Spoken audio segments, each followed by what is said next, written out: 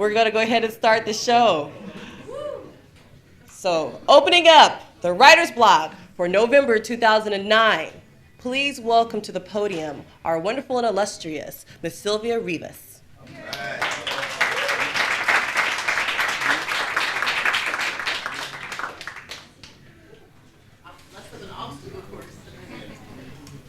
Louis, can we get the music in the back? The music. Oh.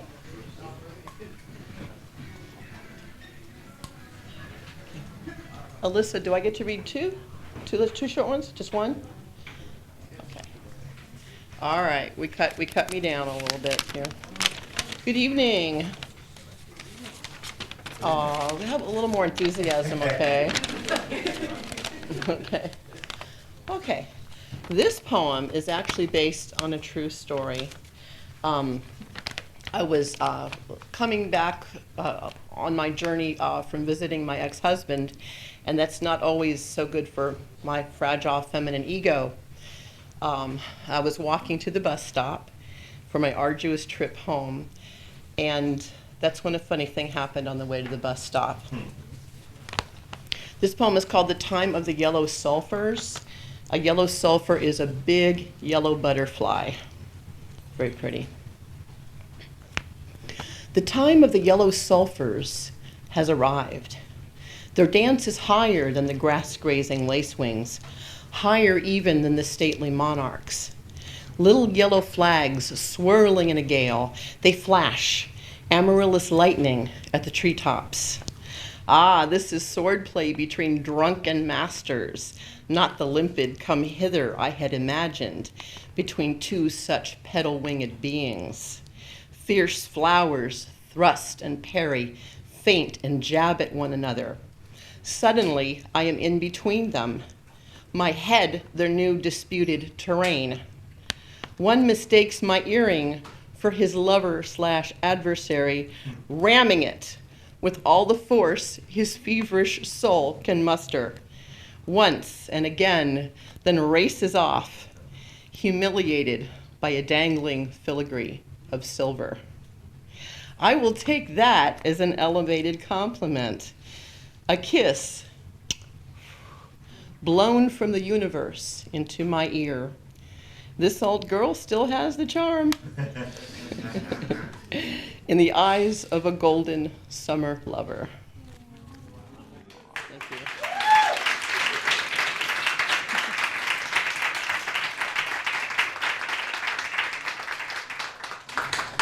That's some hot stuff. That's some hot stuff.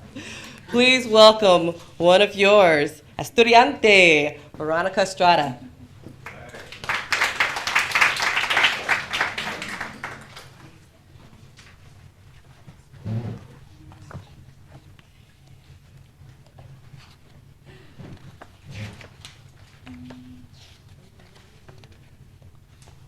I have to find it first.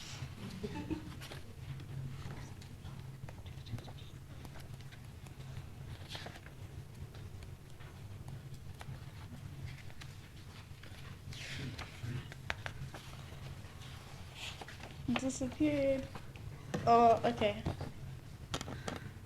Captivating eyes beckon me, and I can't turn away. She's captured me so easily, but it's honestly okay. A melodic beat, and she begins to sway, then pulls me to my feet. Oh, come what may. Against me she brushes so gently, tender lips curve, but this I don't deserve.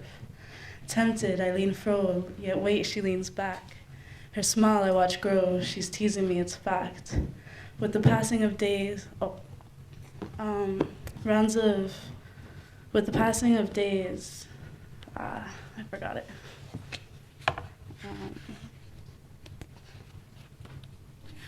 I'll just read another one.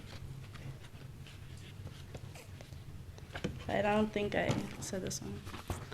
She's right there in plain sight, yet I can't touch her. When did this impenetrable glass wall form? Can she see it? How it separates us? Is this how she wants it to remain, or was it the consequence of sheer misfortune? Misfortune due to the pitiful art of timing. Has my procrastination rendered her hope and mine irredeemable? Perhaps I'm a mime and I've lost all sense of reality. Perhaps I'm just hallucinating and the wall isn't really there. Perhaps she still actually cares for me and I'm not actually too late. It's hard to tell. I look into those eyes of hers and suddenly I'm a writer who has lost comprehension of words. It's hard to fight my selfish instincts, but my yearn for her merriment surpasses all else. And so, with a reluctant heart, I must bite my tongue, hide my feelings for her, and play the role of a mere friend.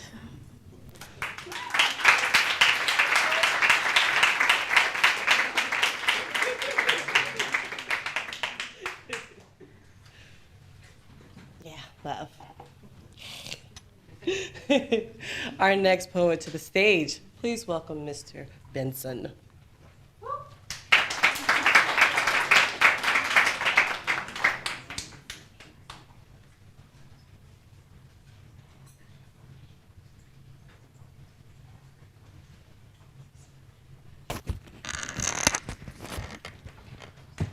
Hey, everybody. Hey. All right, this is the best story ever. After eating at Mickey D's with Bobby and Lee, I'm about to leave till this big guy comes in and yells freeze. He's telling everybody to get down on their knees. This is a stick-up, so shut up and hand over the money, please. After he was done, I thought we were in the clear till this big-headed dude started yapping up in my ear. The big guy turned around and started walking over there. I got scared, so I grabbed the big-headed dude by his hair. I told him to shut up, but the big-headed dude didn't.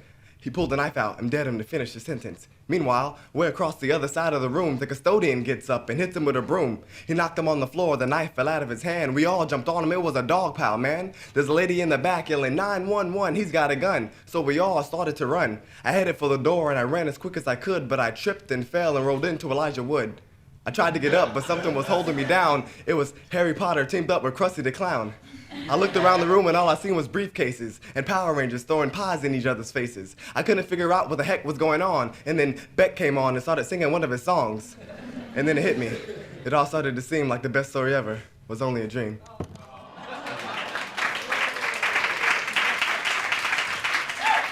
Yeah, I actually had that dream. A true story. I woke up and I wrote it down. This next one is called The Self-Reliant Thoughts of a Man That Feeds His Own Flame. Everything is as it's meant to be, and how it goes is what it is. These miracles are happening. Coincidence is not a fig. Mint of imagination. Breathe, inhale the sensation. I'm so frustrated, it's hard not to be impatient. If everybody's doing it, then I guess I'm not everyone. Hypothetical situations are like a loaded gun. Not to mention coincidence is a bunch of baloney. By contradicting myself, you probably think I'm a phony. But these emotions inside take pride and determination. But the stuff that I'm facing is killer, like a cancerous patient. But you gotta be patient. Just take a second glance. If everything happens for a reason, you'll get your second chance. This path that I'm on is something quite similar. My body is filled with lies. I need an enema. The signs in the sky tell me to survive, but my conscience, it's tired. It's barely alive, it's not getting up. It all comes down to fate. Or in my case, it all depends on whether or not you can relate. There's always gonna be drama, there's nothing to debate. You pick and choose what you want, I love it or hate. My day goes to waste, dreaming of a time and a place where I can ultimately say that I'm full of sublime and bliss. Thank you.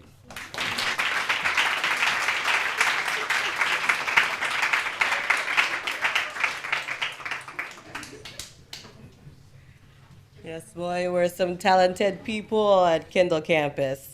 Please welcome to the podium, Mr. John Oliver.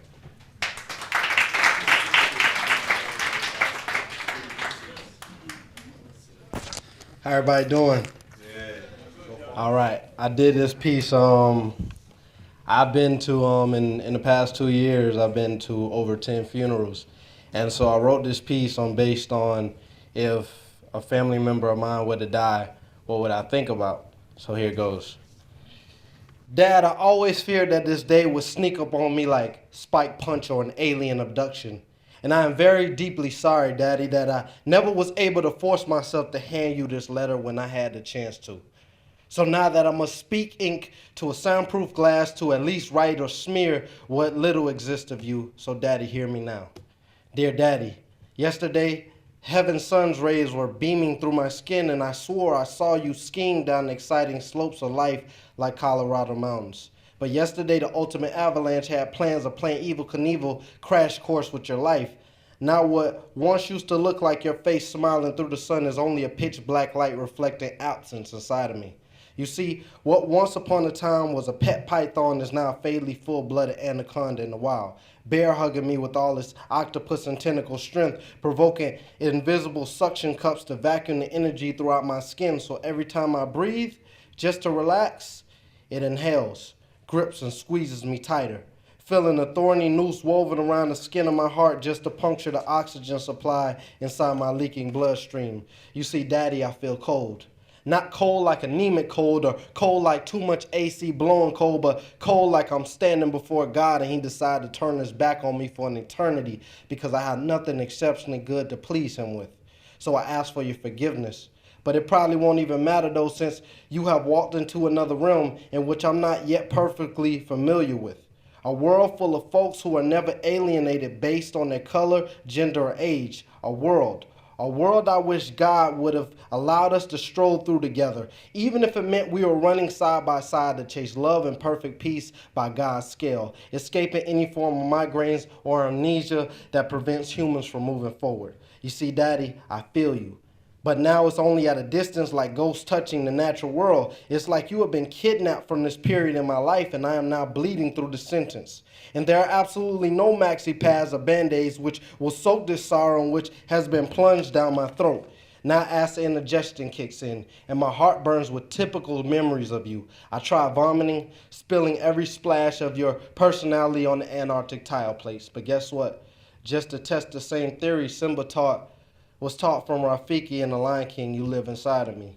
Desperately searching for your face inside every man-made object I observe. However, there is no image shadowing the connection in which was served to us before. So the only conclusion I assure myself with is you were tired of fighting yesterday. So you drop kick through paradise's open door.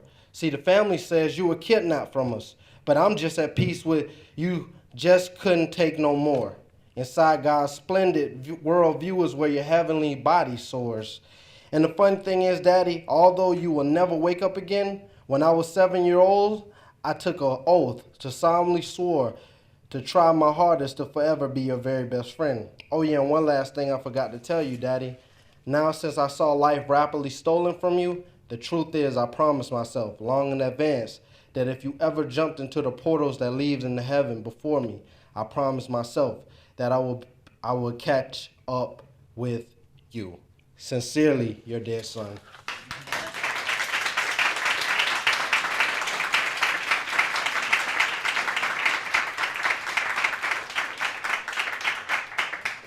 Strong emotions tonight, right? Strong emotions tonight. Please welcome, no stranger to our podium here, our one and only lover from Bolivia, Mr. Augusto Bayar.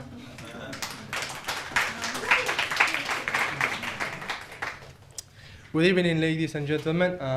My name is Augusto Bejar, as you know. I love to write love poems mainly. Ironically, this is my last term here in Miami-Dade.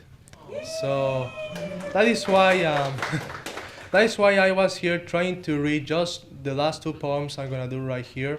I know they are not large and strange, but the one is about my view I have about the world, and other one is my last poem I did to my disappearing love I once had. The first poem of the two is The Key of My Heart.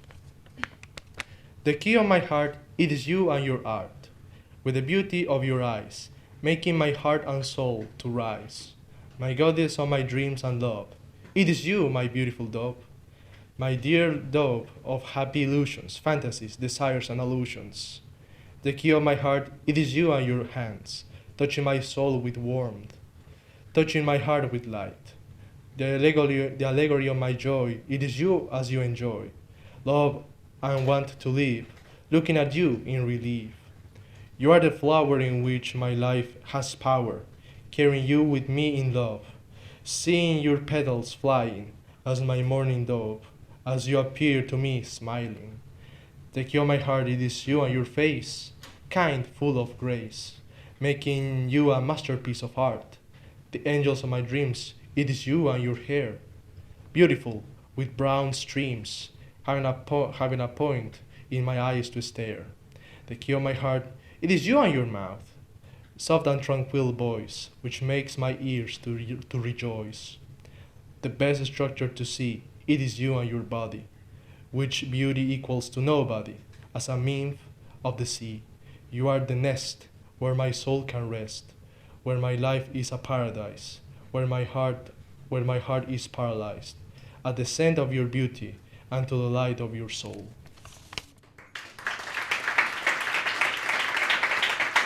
This is the last poem I'm going to read here, and I know it's not a love poem, but I call it electronegativity.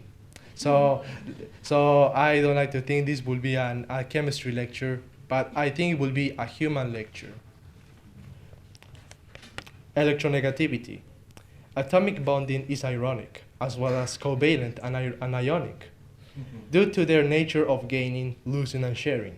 Their electrons, part of their essence, to help each other into their own existence.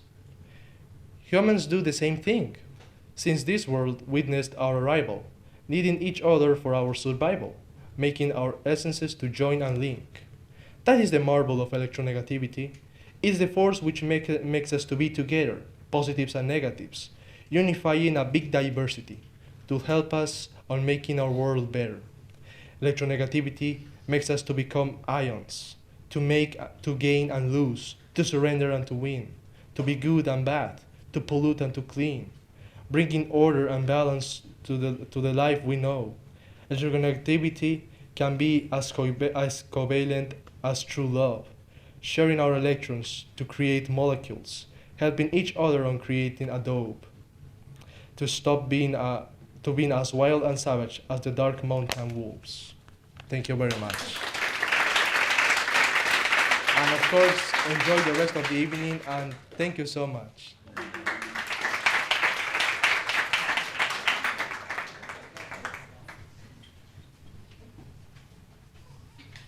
He's mine. Hands off. Thank you very much for that message.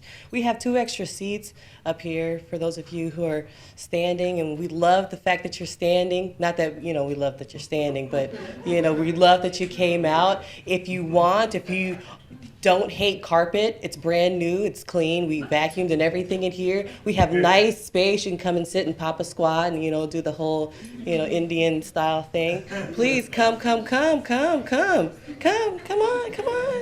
Come on. Don't be afraid. It's okay. We're not going to make you read, we promise. No? Yeah. Big, huge area. No, it's like, okay, like little hot dogs, just in case it's a fire, you're the first one out. That's fine. Don't think of risk. It's okay. Didn't even think about the rest of us, where you think, I got to tell everybody there's a fire. I got to stay here. It's okay, though. See. Oh, it's brave and adventurous souls. I love brave and adventurous souls. There we go. Good. All right, see? Hi. Hello. Okay. Comfy. Mm-hmm.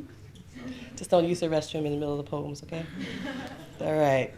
Our next reader, ladies and gentlemen, is Mr. Nick Sevilla.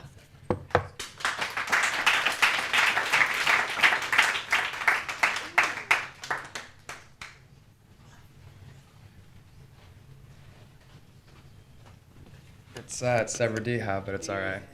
Yeah. Sorry. Yeah, this one's called God Damn It, It's for a Friend. That was sort of his catchphrase, so let's start. Everything around me just fell. Now it's just hard to speak and tell. All of this just seems so unfair, but it looks like I'm the only one that cares. So much about it I can't understand. Now all I have is a heavy heart and empty hands. All this wasn't supposed to be. It's hard to say, it's hard to have things come easy. I like to believe that when in the light, everything that happened will be made right. For now, I'll just have to wait. Looks like that's everyone's fate. God damn it.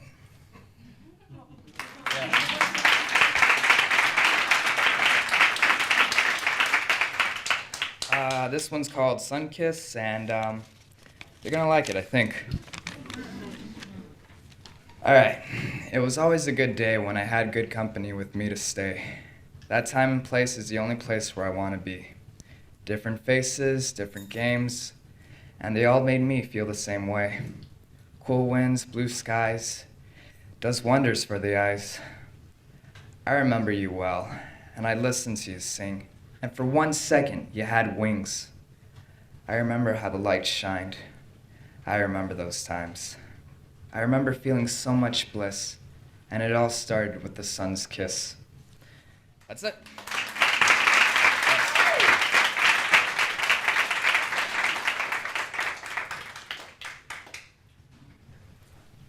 They spelled it wrong on here.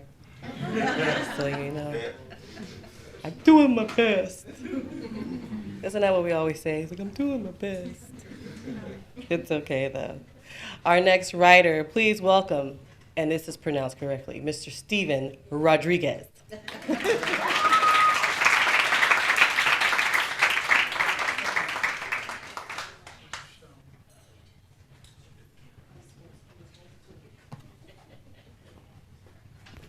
Hello. All right. Okay, so let me start off by coming clean, like a high school play. This is the prologue, the first scene. I've got a crush, and not just any kind of crush. No, try to understand. It's the kind of middle school crush, you know, where I'm longing for her touch. That kind of middle school crush where I want to stop texting her long enough just so I can call her up on the phone and listen to her breathe. And even if a conversation we can't conceive, I'll still be happy because I truly believe I fall asleep better in her presence. I've got that kind of middle school crush where I feel like I'm going crazy and no longer am I lazy. I'm always up doing something special for her, like writing her this poem or thinking about her. Man, and that reminds me, I've got that kind of middle school crush where I'm thinking about her so much I don't have time to think about myself, and the kind of middle school crush where I rock the cutest picture of her up on my shelf. I've got that kind of middle school crush where I'm concentrated on her 24/7, or I'll even make it 24/8 if it'll buy me a date. Wait, I just realized I've got such a bad middle school crush that she's probably annoyed with how much I text her phone, and I need to just cancel my plan before I have to pay a really big bill when I get home. And I've got the kind of middle school crush where I start blurting out stuff before I even think, and the kind of middle school crush where every time we say goodbye, I shoot her a nerdy-ass wink. But I don't even think I know how to wink, but I don't care if I look dumb trying, and please don't read between the lines because there's nothing that I'm implying. Let me just be honest. I'm a great guy. I promise. I've got that kind of middle school crush where if she ever wants to hear poetry, well, I'll probably say something like, your words are poison, though not evil yet still deadly. Your whisper is hitting my ears, my heart so heavy. Your kiss is a secret, and I'm just begging you to tell me.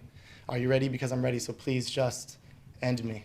And with my death, I'll come back to life, and, well, we can meet again, and, well, I'll probably still have a middle school crush on you then. And I know I sound so insane, but I've got such a bad middle school crush that there's no way I'm letting this poem go by sounding plain. And I know she doesn't think about me as much as I do her. I get drunk just off her long lost image. It's making my words slur. I've got that kind of middle school crush where I'm telling her things like, I like you. No, but understand, I like you. Trust me, I know it's true. I can tell by the way I'm having to hold my heart back with love-resistant glue because it's always trying to make its way to you, but one of these days I'm just gonna get brave. I'm gonna get lost in your eyes. I'm gonna realize the ties between us that I need to realize, and what once made me a man is now gonna formulate a new plan, and as chemical reason and substance create the new me, I begin to hypothesize, and I'm now released from your eyes, and I'm missing my heart, preparing me for our brand new start. You see, I owe this all to my middle school crush, though she owes me absolutely nothing. Thank you.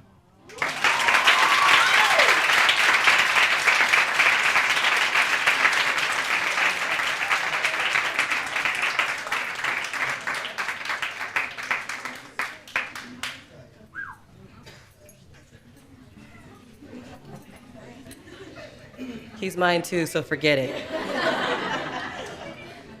When you get to be the hostess, then you get first dibs. Okay? I'll let you know what I don't want later. Our next writer to the stage is Mr. Farrell Scott. Please welcome him.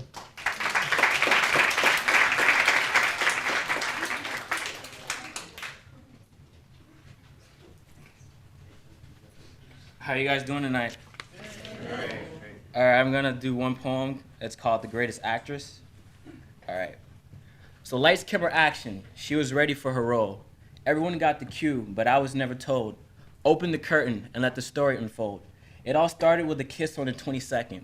I kissed her. She kissed back as if to perform CPR, making my heart beat again as if I was in the ER. Her description, now my affliction. Long curly hair, 5'9", with beautiful hazel eyes that would change color in the sunlight. But she looked her best that night, acting as the moon illuminating the sky and sparking the fuel to our passion, making me climax without sex, allowing me to experience love at its best. But as fast as she gave me breath, you took it away, with a step in the opposite direction, giving another man my affection. And even though you didn't cheat, I felt as if you did, taking the world from beneath my feet. You said you would never leave, you would love me eternally, that our hearts were attached, and to depart would be death surely. 2 revolutions we did upon the sun, hand in hand, woman and man. Show me an obstacle we could not withstand. I demand to know, how could you euthanize me? It killed me to see you go. That's the end of the scene, curtain closed. Now everything exposed. I saw the ending credits, I realized her role. I endure the pain of heartbreak sevenfold. You died in my heart but left a scar, a constant reminder you have to take it that far. I know we can never be, it was all an act to lie to me. Now to all my listeners, I warn you sooner than later about these actors and actresses. Act as if your love can shine through any darkness, immaculate. But as soon as you get the will to love, they shoot you down like a gun to a dove. Don't be played, don't be a scene. Direct your love, direct your scene. If they're an actor, be an actress. An actress, an actor. Only one can win, the other a nominee. We can't all be chiefs. Don't be me, so you will never meet the greatest actress ever. Now I direct this movie.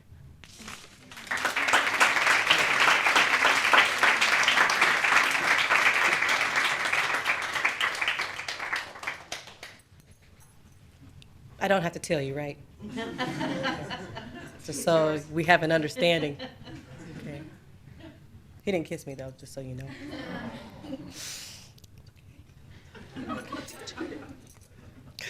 Our next poet, we please welcome Professor Renee Martin.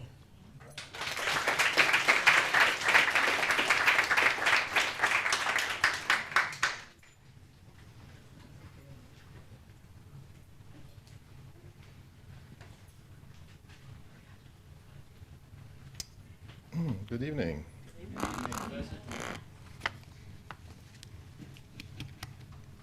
Well, I want to commend all the student poets who have performed for us this evening.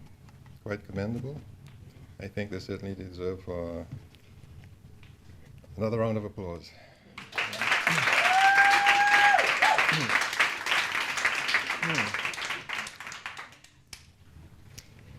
Well, I'm going to read for you a little poem about a serious social problem.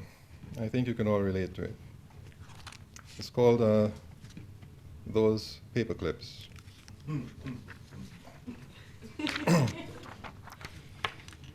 Reaching into the bin in my desk drawer, no salacious intent, my fingers close upon a paperclip, or so I think, but raise my hand to find another clip conjoined in insolent oscillation. They are at it again. Abandoned to their lust, for me a show devoid of any voyeur's delight. Unfruitful my attempt to shake them loose, perhaps unwitting, aiding their orgasmic design. The advantage I perceive is all theirs. I know not if they be gay or bi or straight, or who the seducer be. One thing's assured, the drawer no sooner shut, they'll be at it again.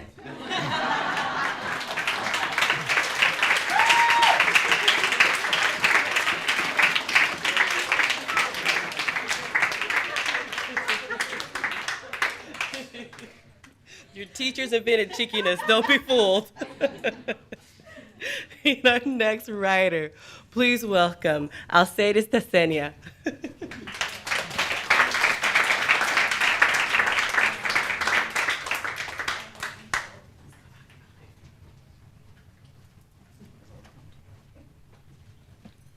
All right. Good evening. Good evening. Actually, I wasn't planning to do open mic this time, but as I was approached by Professor Talek at the bus stop, and he told me he liked my work and liked to see me again, you're kind of obligated to do it. And like before, like in the last open mic, I think I wrote something pretty nice, but then you come after people like that, came before me, and you think, wow, I'm not even that good. All right. But this little tidbit, I call it the oncoming fight. I call it that because it's something I see happening. With my generation, we're more aware than our ancestors, our previous generation, and as with such, new traditions will be coming into full view, and also whenever the new questions the old, conflict will surely happen. The oncoming fight.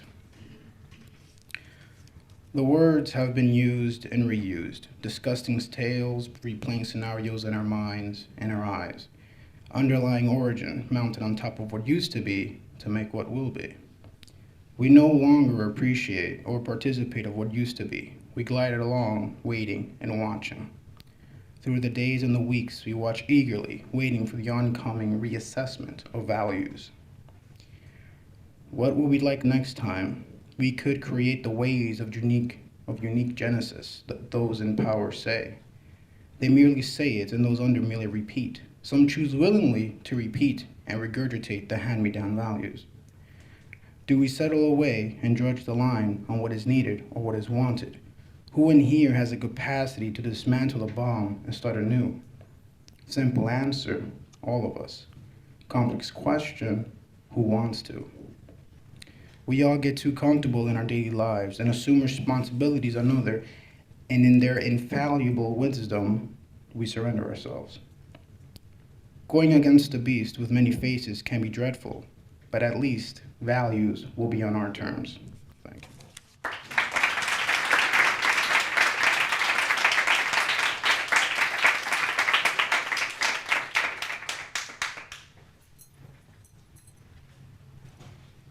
I like a conscious man. Our next writer, ladies and gentlemen, is Jamar Garcia.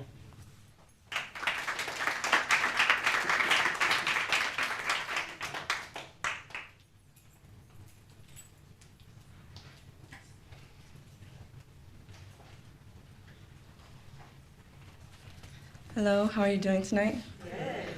Well, today is my first time performing ever. Kind of nervous,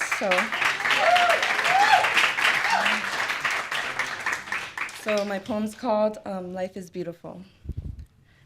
Midnight thoughts with doubts and worries. Just crumble them up and throw them away. Watch as the stars come crawling into your space. Will I ever miss these sleepless nights? Nothing but the universe and I, hearing the time tick on by, the rhythm of silence, the feeling of zen, and yet still a bit tense. Many dimensions with different perspectives, letting good energy rush through your spine and not let it pass you by. The positive attractions increasing your actions. Don't subtract it to find yourself becoming a negative magnet. Live the present with every intention to better oneself, to open closed doors, to seek the right direction. Use your common senses in every sentence. In this journey of reason, here comes another season. Enjoy the light that you are breathing. Thank you. I have another poem that I want to recite, but got nervous, so started writing it down. Didn't finish writing it down, so I hope I could do it. Money. Money, the root of all that's evil. A piece of paper full of ink that makes a man drink, that feeds a starving child, that makes a woman wild. How can we survive without it? Can we make a better system that doesn't destroy a family, a friendship, or a relationship? Desperate thoughts that risk your life, ideas that change your frown and make it right.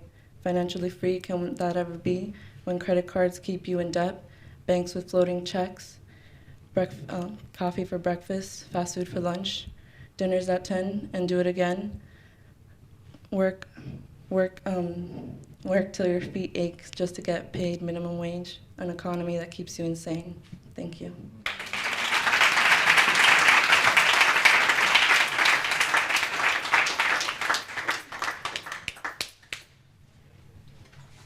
Give her another round of applause. We like virgins up here. Keep it up. All right. You guys like women? I love women. Okay. Our next female writer, okay, to the podium is Miss Julie Robinson.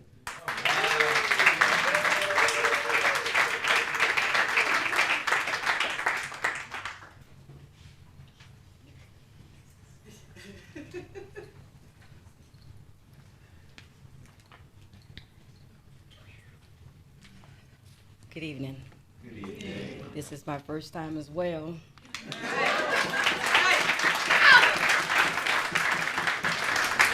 This started out as a class assignment, and my great professor is over there to cheer me on.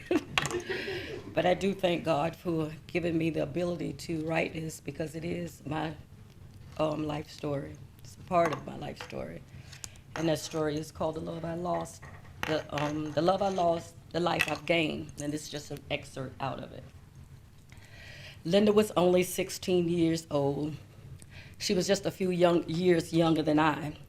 She was naked, laid back on the bed with Daddy between her legs. And as he motioned her to move, she didn't. He reached over onto the bed and picked up a syringe, and he injected something into her arm, and within seconds, her eyes rolled back in her head and her body was limp. I saw Daddy. I saw Daddy lick all over her. I saw him pull his pants down and go into her. I saw him, and it was Daddy. I tried to move quickly, yet I was so disturbed that I began to shake, so much so that I hit my head at the top of the window, creating a noise, causing Daddy to look over. He looked directly into my face and I into his. He saw me and he knew I saw him. He quickly began to put on his clothes. I, being traumatized, tried hard to get out the window to my feet, but I fell to the ground in fear and disbelief. I wanted to run, but my legs and my mind were not communicating. I looked around, aware of the wind. Surely it was blowing because it was visible in the movement of the trees, but I couldn't breathe. I thought I would suffocate, and I needed air. I was aware of the time of day. I had just left school, so it was no reason for everything to be dark. I touched my neck to feel for a pulse because the time had stopped, and I thought just maybe my heart had stopped too. All the rumors of my older siblings were founded. He was this horrible man they had said he was. Now face to face, unable to deny the truth, he said, "If you tell anybody, I will kill your mama." And like an ice man, he turned and walked away. Nothing was real. The father I respected, the values I had been taught, my dreams, my life, my love were gone in an instant, and I died. As quickly as death had come to take away my life, so quickly was my mother's voice piercing my ears, giving strength to my soul. I could hear, "Precious Lord, take my hand, lead me on, and help me stand.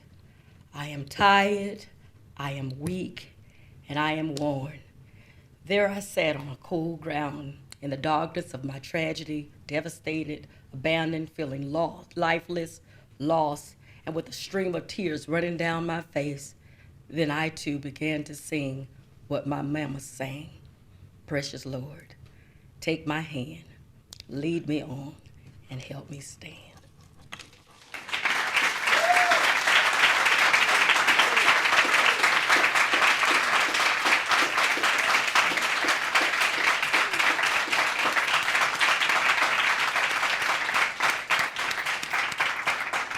Very good. Very good. A lot of writing, if not all writing, is an act of taking risk. These writers, they get up here, they risk their emotions, they risk their stories, they risk the sense of who they are. Please give them all a round of applause. Thank you. Thank you. Good job. Good job. All right. Our next writer, ladies and gentlemen, is Mr. Raul Crespo Carreno. Welcome to the podium.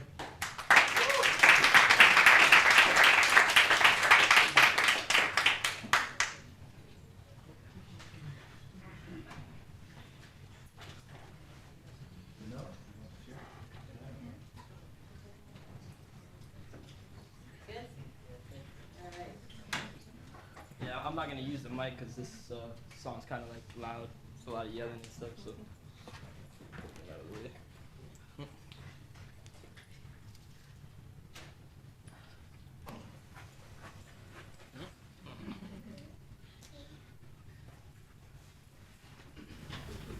So this song is by a band called Say Anything, and it's called Admit It.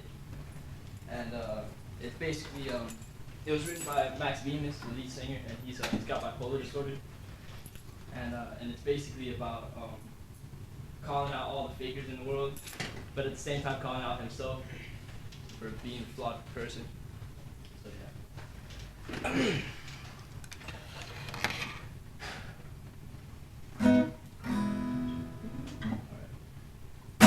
Admit it! Despite your pseudo-bohemian appearance and vaguely leftist doctrine of beliefs, you know nothing about art or sex that you couldn't read in any trendy New York underground fashion magazine. Prototypical nonconformist, you are a vacuous soldier of the thrift store Gestapo. You adhere to a set of standards and taste that appear to be determined by an unseen panel of hipster judges. Bullshit! Giving the thumbs up and thumbs down to incoming and outgoing trends and styles of music and art. Go ahead along, baby. You're so postmodern. You're diving face forward into an antiquated past. It's disgusting. It's offensive. Don't stick your nose up at me. Yeah. What do you have to say for yourself? Whoa. Whoa. Yeah. What do you have to say for yourself? Whoa. You spend your time sitting in circles with your friends, pontificating to each other, forever competing for that one moment of self-aggrandizing glory in which you hog the intellectual spotlight, holding dominion over the entire, shallow, pointless conversation. Oh, but we're not worthy. When you walk by a group of quote-unquote normal people, you chuckle to yourself, patting yourself on the back as you scoff. That's the same superiority complex shared by the high school jocks who made your life a living hell. And it makes you a slave to the competitive capitalist dogma you spend every moment of your waking life bitching about. Yeah, what do you have to say for yourself? Whoa, whoa, I said yeah. What do you have to say for yourself?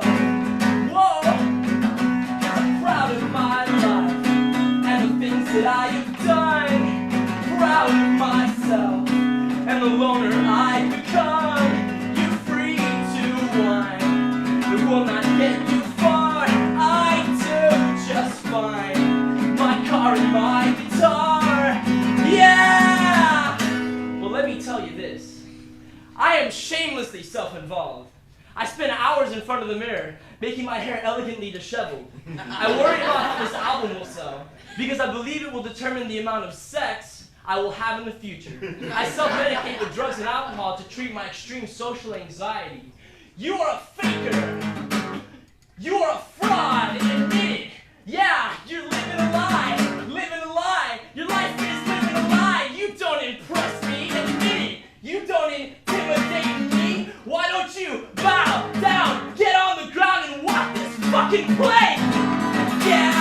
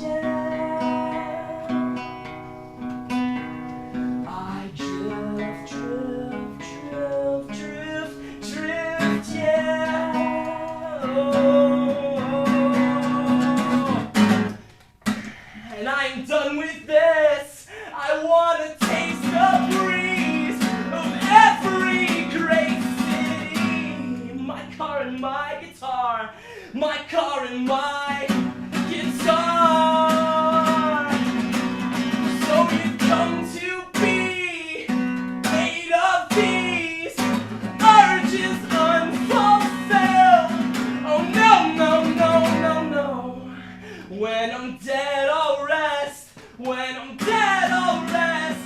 Lay still.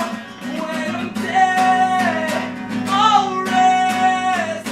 I'll rest. When I'm dead, I'll rest. I'll rest. When I'm dead, I'll rest. I'll rest. When I'm dead, I'll rest. I'll rest.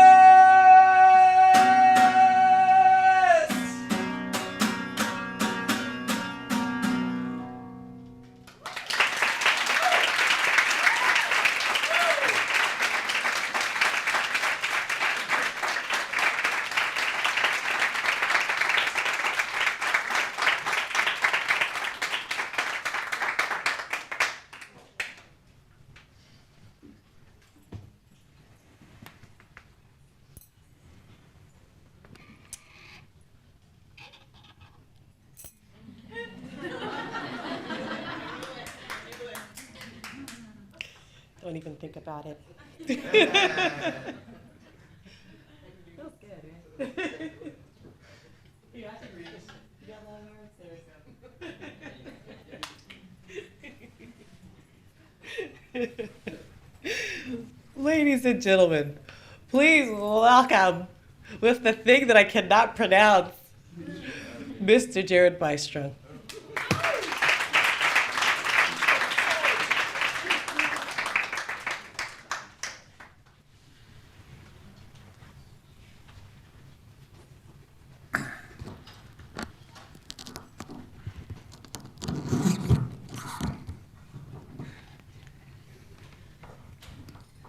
I first want to thank Raul for stepping up here and performing. He's one of my students, and he walked into class a lot of days with his guitar, and one day I said, "Why don't you play something for us? Hurry up, don't think about it too long, just jump on it." And next thing I know, he began singing, and he took over the class for like 5 minutes. So I said, "Okay, well, you've got to perform at the open mic," and there you have it. Thank you, Raul. Very inspiring.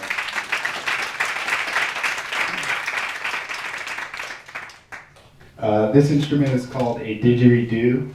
It is an Australian Aboriginal instrument, said to be 40,000 years old. It does a lot of things. I don't have time to explain. It would take 40,000 years. One of the interesting things about the didgeridoo that I learned about years and years ago when I first began playing, I was reading about the Australian Aborigines, and there are many different tribes, and there are many different languages. I think somewhere around 300 different languages, and in all of those languages, there's no word that describes time. They don't have a word for at least the modern concept of what we think of as time. And over the years, I pondered on that, and I said to myself, "Wow, that's great." So when I think about it, it's time that we're always trying to escape. We're always excited about the weekends because we're free of time. We don't have schedules on us. We want money so we can pay for things because we don't have the time to do them ourselves, like build a house or build our own cars or whatever it may be. So for me, the didgeridoo is about escaping the confines and the restrictions of time. You can do anything and go anywhere. And I'm going to play a piece tonight. It's called, I just made it up, it's called Space, Jungle, Hip Hop. We're going to travel to space and land in a jungle out in the middle of nowhere, and then miraculously there's going to be a hip-hop concert that appears, and then we're going to go back through the jungle, and then we're going to head back out to space again.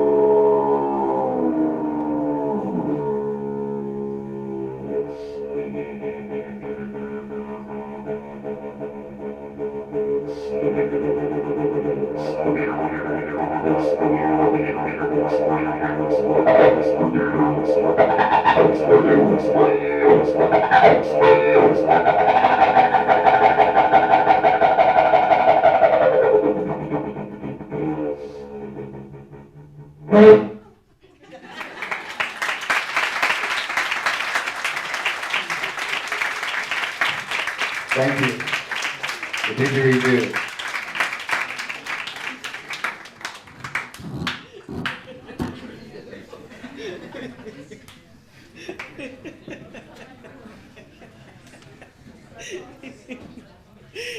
He's already married.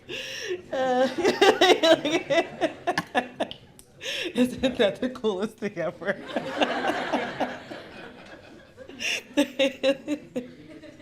I can never be a student at Miami-Dade in 2009. You roll up into class, what the hell is that? This is regular, I just have books. Ladies and gentlemen, please welcome to the podium Professor Kendall McCormick.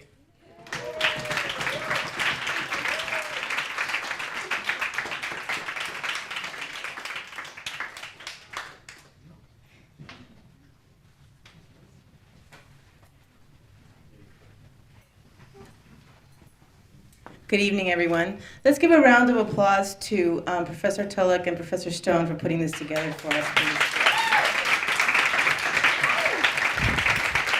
And thank you for everyone who's come up here tonight. It takes a lot of courage to come up and share your soul, so I think one more for them.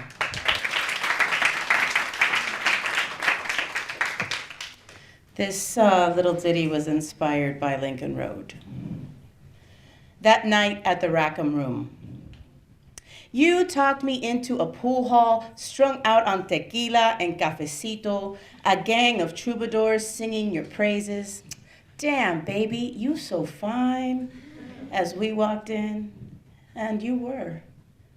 The kind of girl who could get away with Brazilian jeans. I was coming off a bed rest pregnancy, skin stretched soft and loose, a half-racked game. But with you, I felt bold and pliable, shards of never say never stuck in my throat. I wasn't good at geometry, how to control the crash of the cue ball, candy-coated orbs that scattered into constellations across the felt. But you kissed me for luck and took your shot, all angles and elbows, taking them down with a click of the stick, the suckers who lined up just to watch you bend over that table. Hair blazing a trail toward the sun that rose out of the low-slung horizon of your waistline. A single dot chasing its tail into a swirl I rode, knowing even then everything spirals downward. But you kept shooting me smiles, sinking one after the other, me along with them.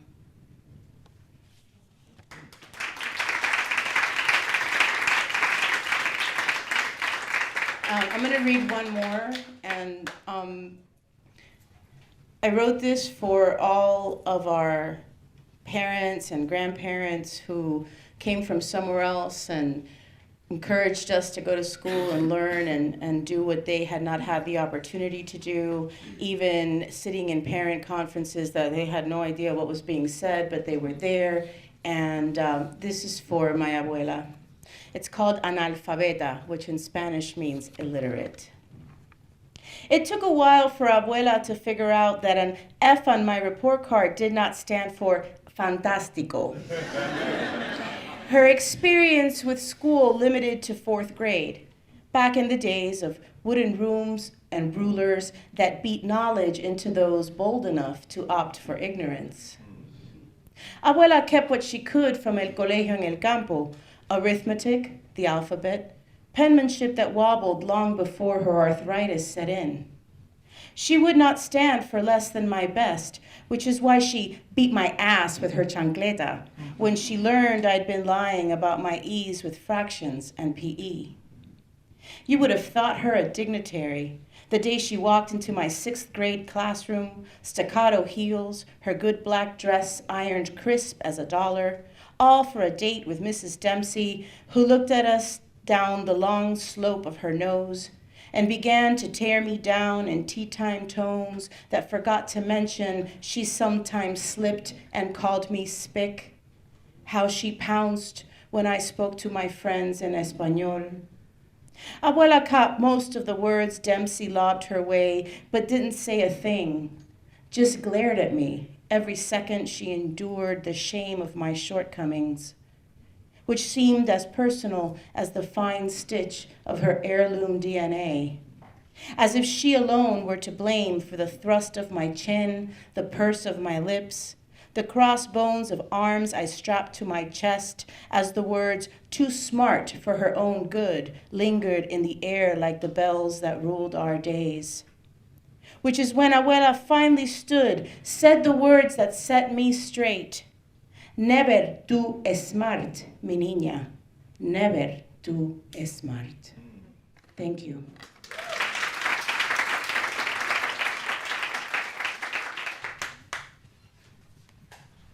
How y'all doing? Yeah. Good to be back up here. All right. I'm gonna read a piece I wrote a while ago. A lot of you people, I'm sure, have gone through relationship issues, right? Y'all had your bad ones, your good ones that were really good but really weren't. You know what I'm saying? Yeah. I'm gonna go play pool. Not really. All right. So this piece is called Touch. It's slightly based off true events. Not really. And I wrote it because I believe that I found, some sort of happiness in the relationship that I'm in right now. And, God bless this shit. I hope it lasts as long as it can. So here goes. She's right here, actually, right now, staring at me. Hi. All right, here goes. There is something so majestic in the touch of your skin, Ava. He had his back against the wall, sitting on the bed. On his chest was her head. Her long black hair glowed in the dimly lit room. She was facing away. Most of her body was close to his. Her hand was on his leg. He had an arm around her. She was smiling. "So, you like touching my body?" She turned to him with a smile. "Well?" He grinned and squirmed away from her. He sat against the edge of the bed, still not giving her an answer. She pouted, and without thinking twice, she tackled him. The young man wasn't expecting and almost fell off the damn bed. Ava smiled. "Oh, come on, I'm not that strong, Armand." The young male lifted himself and turned to his young lover. "You're right, shit. Had it been one of my friends, I'd have been dead." He jumped back on the bed and positioned himself next to her. She rested next to him and held his hand. They laid there, their eyes focused on one another intently. Neither said a word. She wanted to say, "I love you," but she saw no point in saying it. They're content, their happiness, they knew deep down they were in love, and would always be. She leaned closer to him, their foreheads touched, the frames of their glasses rubbing against each other lightly. She smiled. His eyes, which had been watching her intriguingly, moved the slightest. He too grinned. "What you smiling about?" he asked childishly. She puckered her lips and kissed him gently. "You." He kissed back. "Well, what about me?" She shrugged. "Well, I don't know. You tell me." He kissed her and said, "Well, pretty damn awesome if you ask me." She laughed and rolled on top of him. "Yeah, I guess you can pretty awesome when you're acting like yourself." He eyed her curiously. "Is that so? What do you mean by that?" She bent down and kissed him. She pulled away, almost yanking his tongue out of his mouth. "Well, you wouldn't answer me about touching my body." He sighed. "Fine." He turned away. She bent down and placed her head on his chest. Her hand found its way up to his scruffy cheeks. She gently moved her fingers across his skin. He smiled. "Why are you scratching my cheek?" "God, I already know. I gotta shave. Don't make it obvious." He looked up at her with a nice beam. She returned the smile. "I know," she mumbled quietly. "But I don't care. I like the touch of your skin, too." Thank you, you guys. Have a great night.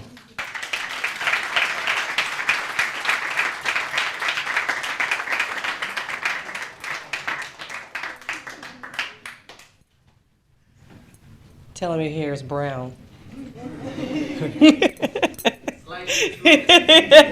Slightly true. It's fictitious.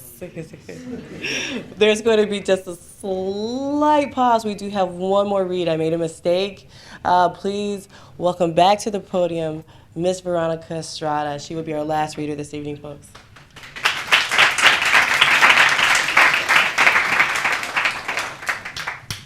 Hello. All right, this one is called Mindless Silence. Flames dance and spread as they lick my feverish wounds. Please take this parasite I've fed. Destroy this loneliness that hounds and surrounds my pitifully listless soul. Come, fill this emptiness. Will you be my other half? Make me whole? What happened to my happiness? Will I ever know? Will I ever know? Crawling, festering, screaming, crying, perhaps my dreams have come true. Perhaps I'm the parasite, yearning for something new, something more out of reach but just in sight, like the desperation for air and flight when dragged to the ocean floor. This never-ending cycle is torture, like being drowned and revived repeatedly. The noose becomes a lure, promising freedom so readily, promising an end, an escape, if I sacrifice my name. Below my soul they crave, such a tempting offer, but I won't dig my own grave. I will continue to suffer. Within my own insanity, I shall wait, for that is my fate.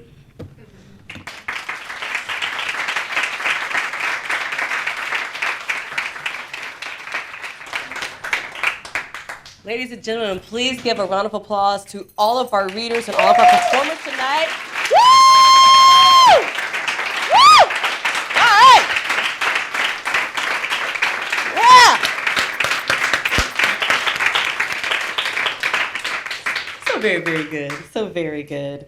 I want to thank you all for coming out. For those of you who stood past that 15 minutes of 7 o'clock, we love you. Thank you, thank you, thank you. We wish you the best of luck, of course, with your exams.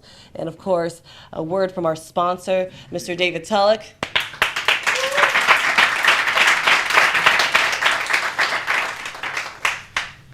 My knees are killing me tonight. I guess what I want to say is that I'm thankful that each and every one of you could come out here tonight. I'm humbled by this experience. I hope that when you visit the Writing Center that you don't see me, you don't see our staff, you just see a place that will hopefully give you an opportunity to grow and express yourself. You are being exposed to a cultural experience that most people don't receive or ever gain an opportunity to ever experience in their lives. And therefore I'm humbled. This place, the things that we do here, the writer's block continues to grow. I thank Joan for coming out here tonight, Professor Manny DeWasso, MDC TV, the staff, Alyssa Stone for doing a terrific job. Give her a round of applause. And all the students I bugged to come up here and read. I apologize if I was harsh. The look isn't really me. It's just, I can't help it. I just look angry. I would like to say this, and I rarely ever talk about Coach Bowden. We talk about FSU all the time. He constantly preached to me when I was in college. He constantly preached to me about team and what it means to be on a team. The Writing Center would not be where it is today, or the Writer's Block, or anything that's housed here if it weren't for Professor Rodriguez, Professor Stone, Professor Mook, Professor Brenner, and others that are here, even the Writing Center front desk staff. So give them a round of applause.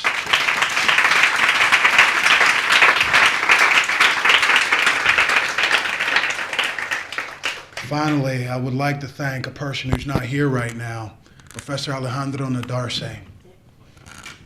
Give him a round of applause. He was absolutely instrumental in getting this thing up and running, because every time I didn't want to do it and I got lazy and went back in my office and said, no one's going to go, no one's going to attend, he constantly pushed me and he constantly pushed the staff to keep it going and to market it and push it towards students, so students have an opportunity to express themselves. So I'd like to thank Alejandro, who's not here right now, who's at another school. I'd like to thank him for making this real, making this happen. Facebook, thank you. Thank you. I don't want to take the spotlight from Professor Stone. You'll hardly ever see me talk at these things, but we have a Facebook account. It's the Kendall Campus Writing Center Facebook social networking page. Summerhill 7, he's joined. You can catch a lot of his things on there, a lot of his events. When we're not holding or hosting or facilitating an open mic event, Summerhill 7 and his crew is doing that all the time. Professor McCormick, thank you for bringing your students out here. Thank you and bless you. But also our Facebook page. Join our Facebook page when you have an opportunity. Thank you all for coming out here. I'm truly, truly humbled by this experience, and I mean that sincerely. Thank you.